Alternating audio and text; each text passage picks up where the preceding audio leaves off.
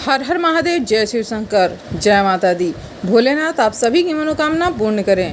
माता त्रिपुर सुंदरी, जिन्हें षोडशी और ललिता के नाम से भी जाना जाता है, 10 महाविद्याओं में से तीसरी महाविद्या हैं ये अनुपम सौंदर्य, चीर यौवन और तीनों लोकों में विराजमान देवी हैं।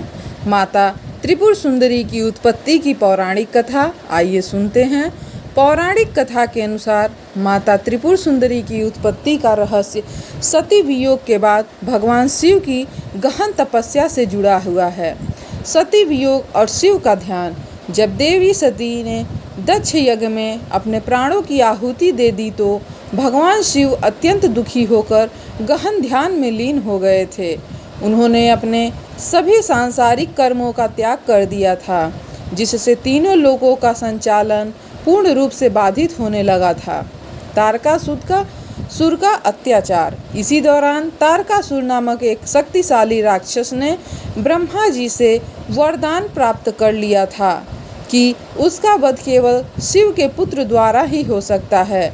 शिव के ध्यान में लीन होने के कारण उनके पुत्र की उत्पत्ति असंभव लग रही थी और तारकासुर इस बात का फायदा उठाकर तीनों लोकों में अत्याचार करने लगा। उसने स्वर्ग लोक पर आक्रमण कर देवराज इंद्र और अन्य देवताओं को भी भयभीत कर दिया था। देवताओं की प्रार्थना। भयभीत इंद्र और सभी देवता नारद मुनि की शरण में गए और इस समस्या के निवारण का उपाय पूछा।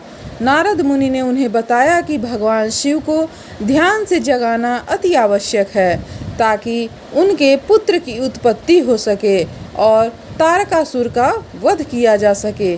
कामदेव का आगमन और शिव को उनका जगाना। देवताओं के आग्रह पर प्रेम के देवता कामदेव ने शिव को ध्यान से जगाने का प्रयास किया। उन्होंने शिव पर पुष्प बाण चलाया, जिससे भगवान भोलेनाथ का ध्यान भंग हो गया। क्रोधित होकर भोलेनाथ ने अपने तीसरे नेत्र से कामदेव को वहीं पर भस्म कर दिया। देवी त्रिपुर सुंदरी का प्राकट्य। कामदेव के भस्म होने के बाद तीनों लोकों में हाहाकार मच गया। इसी समय एक अत्यंत तेजस्वी 16 वर्ष की युवती के रूप में देवी त्रिपुर सुंदरी का प्राकट्य हुआ।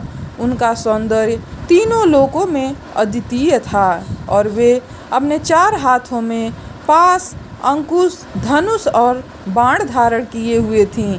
ब्रह्मा, विष्णु और महेश और यमराज उनके आसन को अपने मस्तक पर धारण करते हैं। तारकासुर का अंत और संसार का संतुलन। देवी त्रिपुर सुंदरी ने अपने अनुपम शक्ति और सौंदर्य से तारकासुर का वध किया और तीनों लोकों में शांति स्थापित की। उनकी कृपा से ही भगवान शिव पुनः संसार के कार्यों में संलग्न हो सके। माता त्रिपुर सुंदरी का महत्व।